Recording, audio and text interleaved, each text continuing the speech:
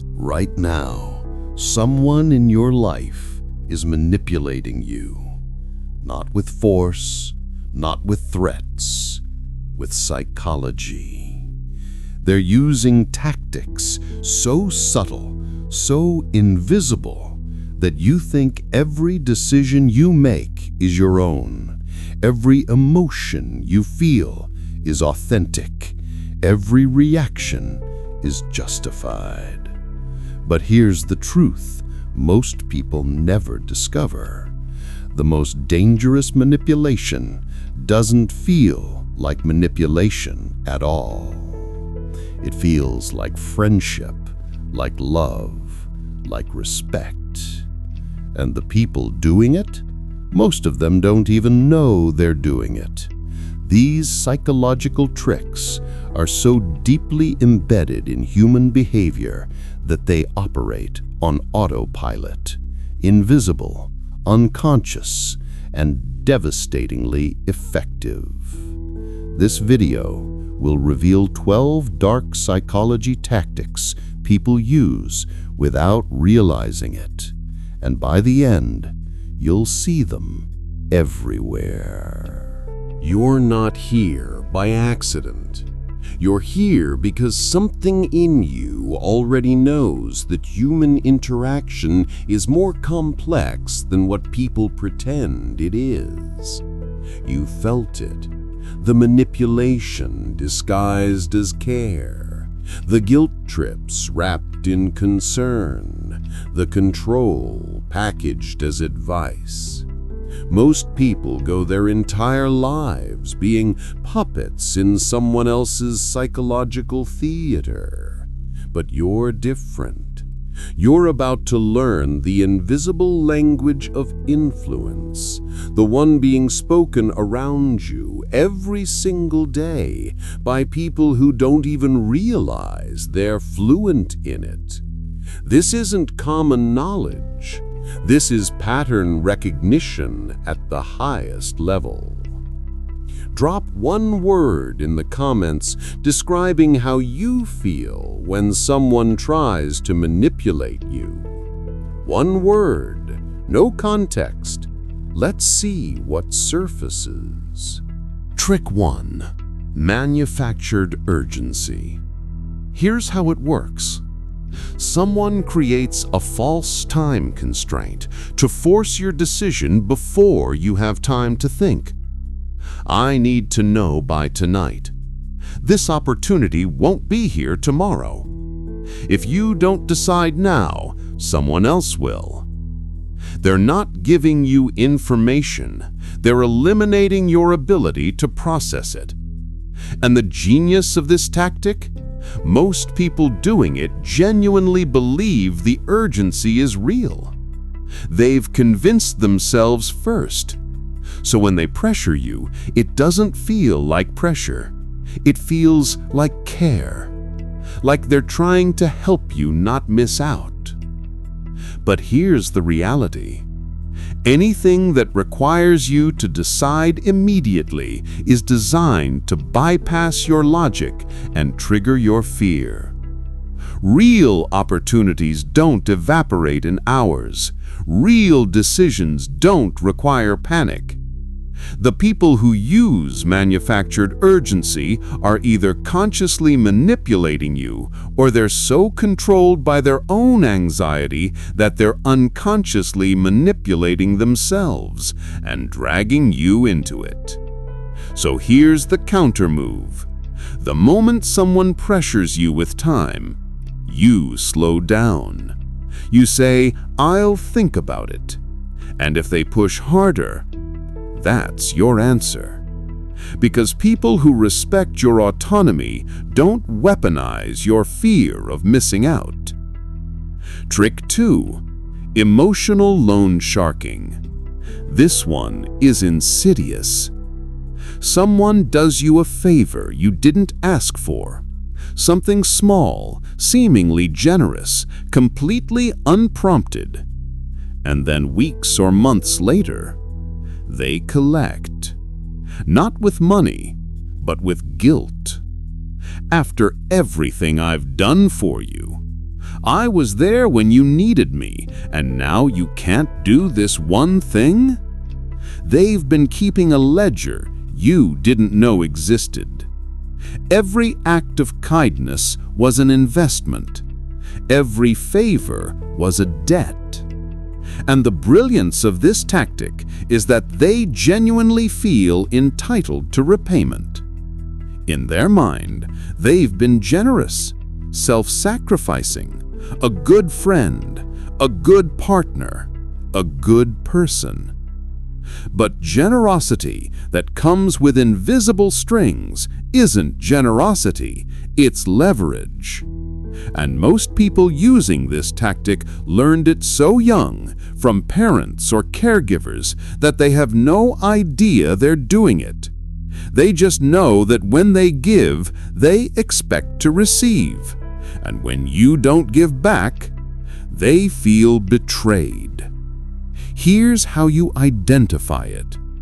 True generosity never reminds you of itself. If someone keeps referencing what they've done for you, they weren't giving freely. They were building collateral. The counter-move? Set the boundary immediately. I appreciate what you did, but I never agreed to an exchange.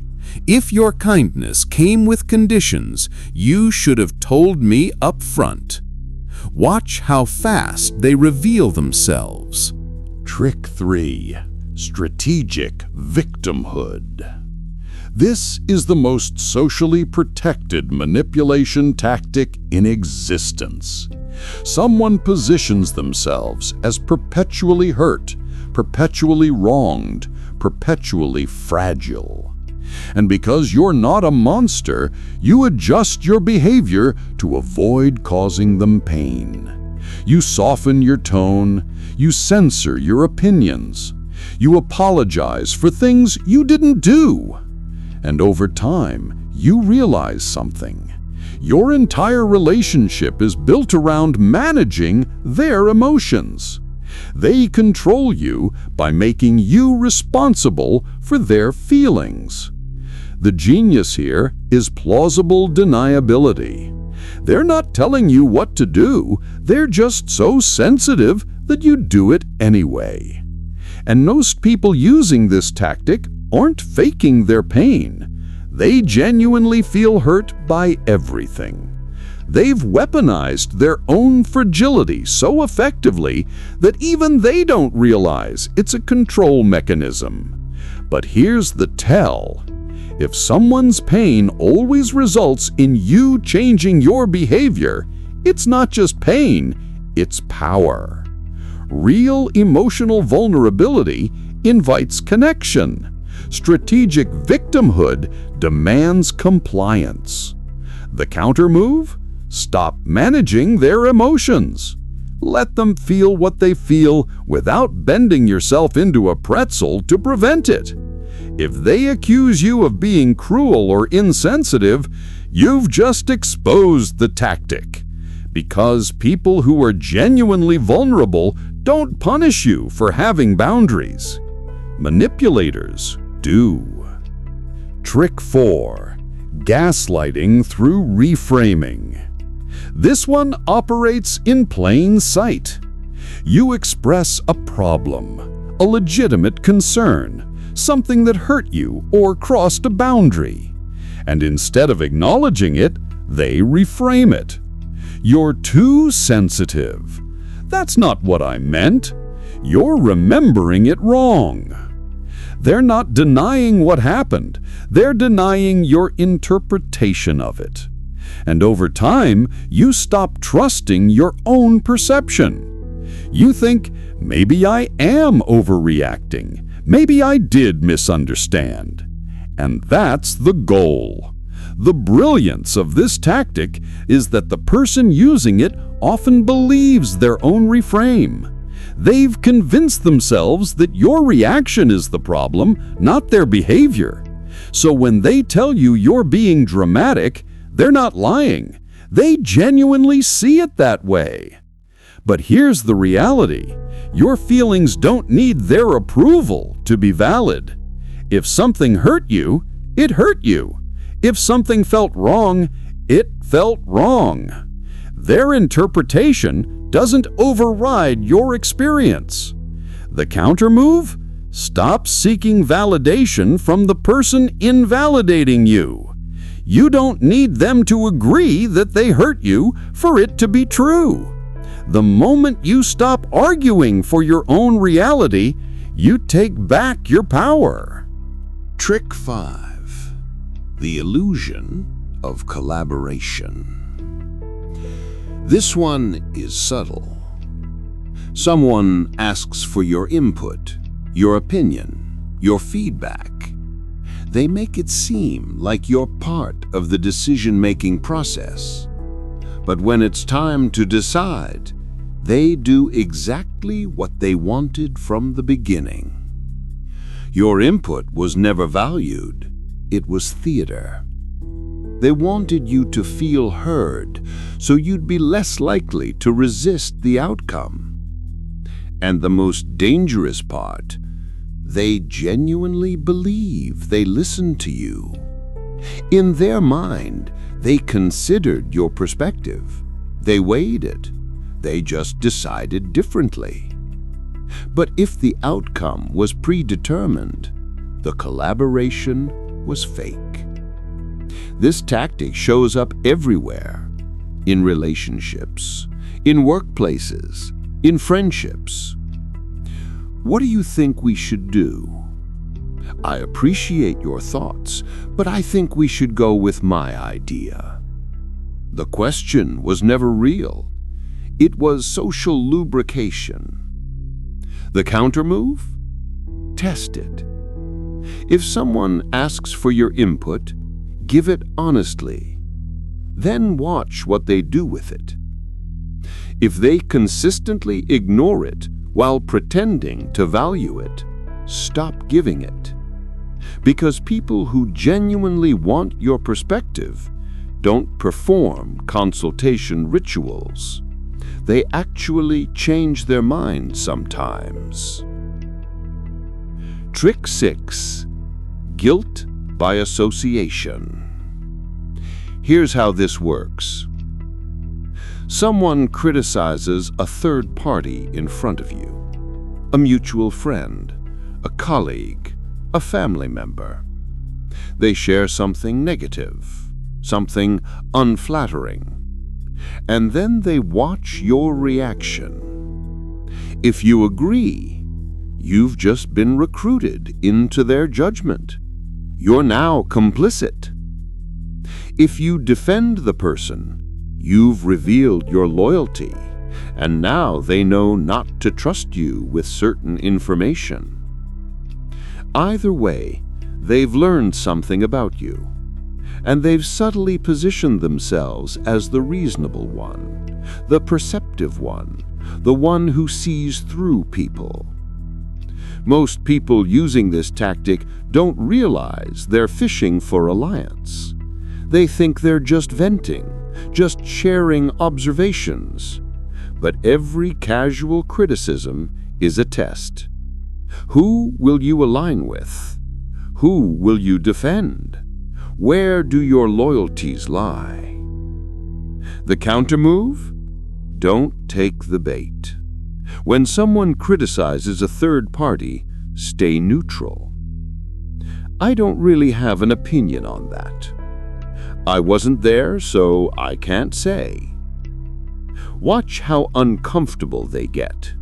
Because they weren't looking for a conversation, they were looking for a co-conspirator. And when you refuse to play, they move on to someone who will. Trick 7. The favor maze. This one is architectural. Someone asks you for a small favor, something easy, something you can't reasonably refuse. Can you grab me a coffee while you're out? You do it because it's small. Then they ask for another, slightly bigger. Can you cover my shift this weekend? And another. Can you lend me some money? Each request builds on the last. Each favor makes the next one harder to refuse, because now you've established a pattern. You're the helpful one, the reliable one, the one who says yes. And if you suddenly say no, you're the one who feels like you're breaking the relationship. They've built a maze where every path leads to compliance. And the most dangerous part? They don't see it as manipulation. They see it as trust, as closeness, as proof that you care about them.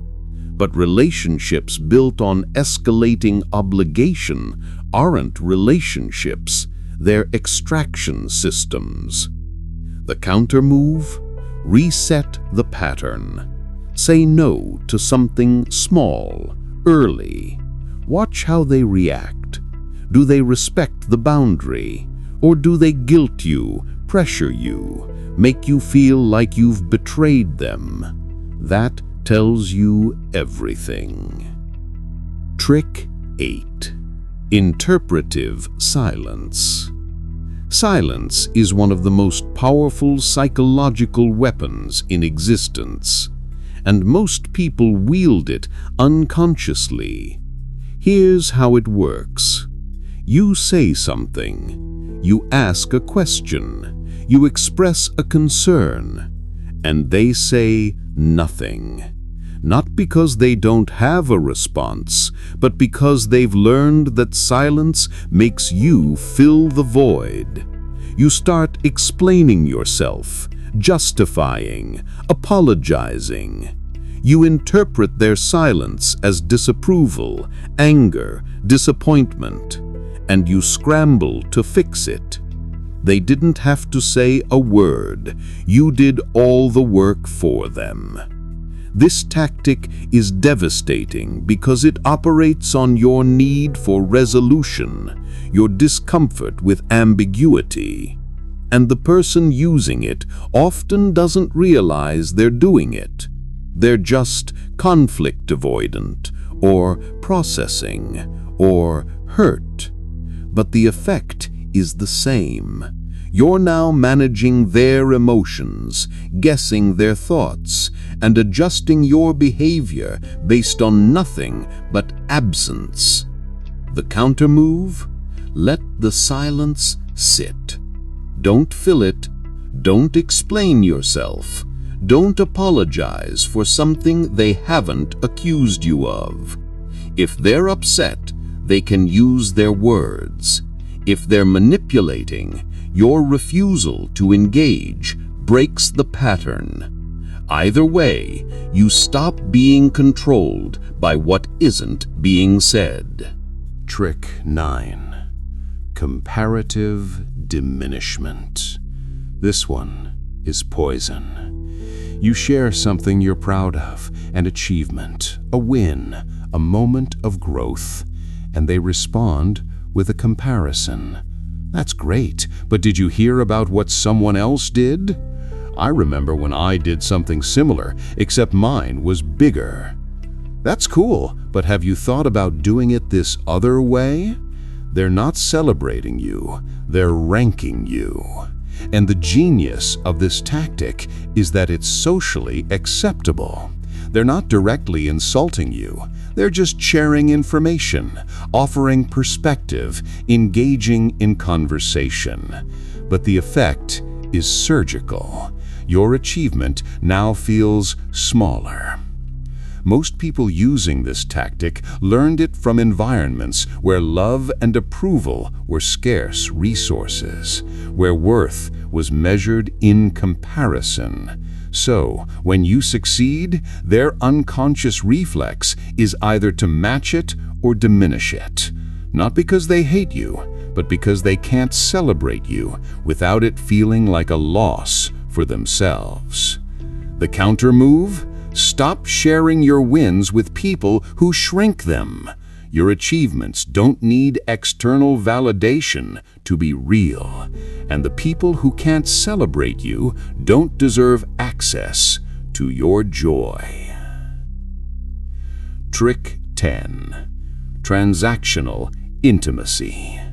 Here's the pattern. Someone shares something deeply personal with you, a secret, a vulnerability, a painful truth.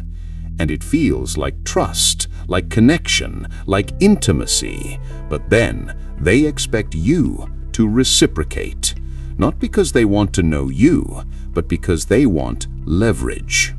They've created a psychological contract. I showed you mine, now you show me yours. And if you don't, you're cold, closed off, not a real friend. They've weaponized vulnerability.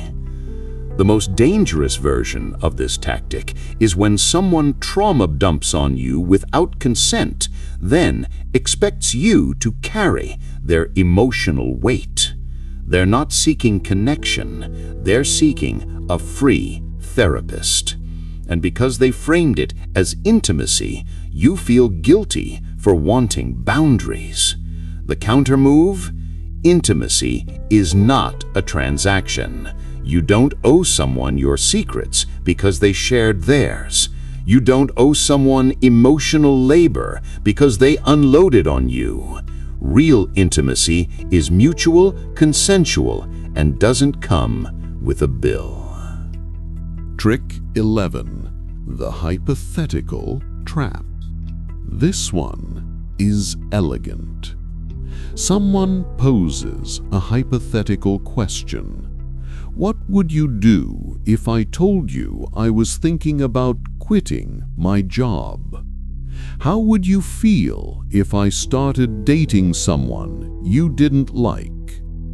What would you say if I told you I've been unhappy for a while? It sounds like a casual conversation, a thought experiment, but it's a test. They're gauging your reaction to something they're actually considering or already doing. Your response determines their next move. If you react with support, they proceed. If you react with resistance, they backtrack. I was just asking hypothetically. I'm not actually doing it. But you've already revealed your position. They have the information they need. And most people using this tactic don't realize they're manipulating. They think they're just exploring ideas, feeling out possibilities. But they're testing you without taking responsibility for the test. The counter move? Flip it back. Why are you asking? Is this something you're actually considering? Force them to be direct. If they double down on it's just hypothetical, you know it's not. And now they know you see through it. Trick 12. The proximity power grab. This is the final one, and it's everywhere. Someone aligns themselves with you when you're winning. They're your biggest supporter, your closest ally, your loudest cheerleader. But the moment you stumble, the moment you fail, the moment you're no longer useful, they vanish. Not because they're disloyal, but because their connection to you was never about you. It was about what associating with you gave them. Status, access, reflected success. This tactic is unconscious for most people. They genuinely believe they care about you. But their behavior reveals the truth. They care about what you represent. And when you no longer represent success, power, or value, they find someone who does. The counter move? Pay attention to who stays when you're down, not who celebrates you when you're up. Anyone can be there for the victory lap. The real ones show up in the wreckage. 12 tactics, 12 invisible patterns. And if you're honest with yourself, you've probably used some of them without realizing it. Because that's the thing about psychological manipulation. It's not always intentional. It's learned. It's modeled. It's passed down through generations of people who never questioned why they do what they do. But now, you know. You see the patterns, you recognize the games, and you have a choice. You can use this knowledge to manipulate others, to exploit the unconscious tactics people use, to play the game better than everyone else. Or you can use it to protect yourself, to set boundaries, to stop being controlled by people who don't even realize they're controlling you. The knowledge is neutral. Your intent defines the outcome. But here's the final truth. The most powerful people in any room aren't the ones who manipulate best. They're the ones who don't have to. Because they've built something rare in a world full of games. Authenticity so strong that manipulation can't touch it. And if you can become that person, someone so grounded in their own reality that no psychological trick, no unconscious tactic, no invisible pattern can move you, you've won something most people never will. Not control over others, control over yourself. And that's the power that lasts.